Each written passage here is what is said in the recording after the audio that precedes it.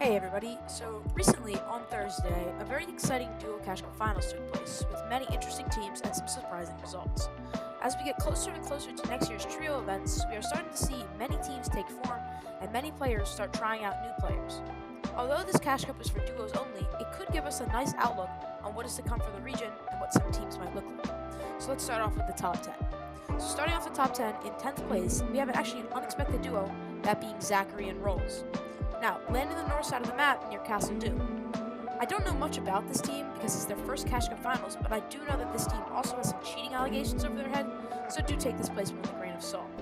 They were potentially conning Kanata and Muzz, although they didn't really fight off Spawn much. So in 9th place, we actually have Bryce and Dash, landing Bryce's split just south of Reckless and west of Grand Glacier. Both of these players are very well-established pros, and with the recent North Zone buff and an uncontested drop spot, this team easily found themselves in a top 10 placement, picking up a second in Game 2 along the way. In 8th place, we have Cold and Booga, landing Doom's Courtyard. So this duo is actually a multi-FNCS winning duo with millions earned, and they are trioing next year together along with Peterbot. So they actually played this Cash Cup together just to work on chemistry and teamwork just for trios next year. So with the recent North Zone buff, I was honestly expecting a much better placement from this team, considering that Doom's Courtyard is up on the north side of the map, and many zones have been pulling there recently. Especially considering the caliber of players on this team, 8th place is really not what we were looking for, but it's not a bad placement at all. In 7th place, we have Agers and Rituals, landing Brutal Beachhead.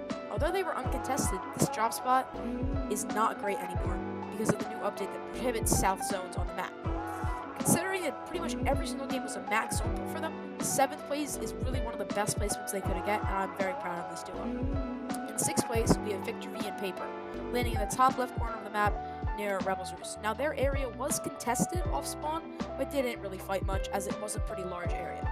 So this duo is a very consistent duo, calling land, and playing very well in opens and in finals, and with the new zone patch, considering that zones can no longer pull on the south side of the map, their drop gets even better. As this duo consistently improves as they've been doing, I expect to see many more placements from them like this. So starting off in our top 5, we have a very unexpected duo, that being G-Money and Sift. So this placement is surprising, considering they were contested off-spawn and Underworld, but this duo managed to pick up back-to-back wins, back-to-back second places with 6 kills in games 1 through 3. This is an amazing placement for this duo, and extremely unexpected, and I'm really looking forward to see what else they can do. Now in 4th place, we have the EU duo of Vino and Revise, landing a contested Sandy Steps. After a good but mediocre start to their tournament, this duo managed to close out strong with a great win in Game 6, guaranteeing them a top 5 placement. Now, starting off our top 3, we have my favorite duo, my favorite player, Kanata. So, in their first Cash Cup together, this duo is potentially contested by those cheaters that we talked about earlier, Zachary and Rolls in 10th place, and it was also their first time ever landing Castle Doom. So this team really did struggle with Surge storage off spawn, and they ended up mostly in their first couple games attempting to trade with BloodX's team over on the top left side of the map. So they were struggling on Surge, struggling on their rotates, and with Castle Doom having next to no metal, as Muzz said on one of his Twitter posts, that he was leaving the drop spot with maybe 100 metal every single game, they really struggled off spawn. But after ironing out these issues, when it came to games 5 and 6, this duo finished strong with 3rd and then 2nd in games 5 and 6. So at 2nd place, another pretty unexpected result, but a very good team, we have Noxie and Threats. They are another great team, landing on the north side of the map, who play with amazing consistency and had an amazing tournament. But of course, over 40 points ahead, we have Bolts and Rapid, landing a triple contested Grimgate, picking up a win in Game 3 and playing amazing throughout, making it off of spawn every single game except for Game 5. So even with this 0-point game, I'm not sure how they still came on top, but this is a great performance from Bolts and Rapid and a very unsuspected result, and I'm very happy for them. So some other interesting results that we saw, the fact that Peterbot. So Peterbot is playing with Scented during this tournament, getting Raft Medallion pretty much every single game, but they still did not manage to place in the top 25, instead placing 27. So this is a terrible placement considering how good Peterbot is. So to me, this just shows that when Peterbot is not playing with the best players in the world, he is not invincible.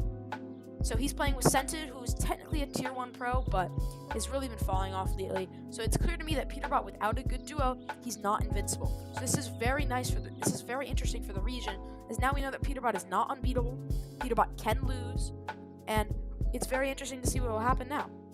So also, in their first cash up together, Acorn and Poyo placed 13th. Poyo now outplacing Peterbot, potentially a revenge there. Placing 13th, winning 3-0 off spawn against Chubbs and Chimp. Although Chubbs and Chimp did actually win against them off spawn in game 1, but Acorn didn't actually load into that game.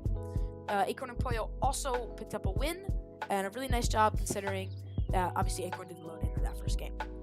So another interesting thing that happened recently was on Friday, the official Fortnite competitive Twitter account released a tweet hinting at a potential trio cash cup.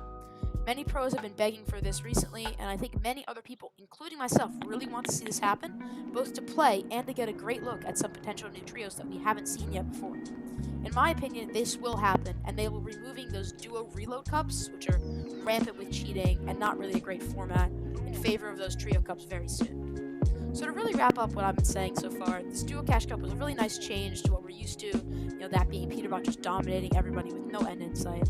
And I'm really interested to see how this continues and to get our first real look at trios very soon with those trio cash cups. On another note, I actually plan to have another video about some trios predictions very soon.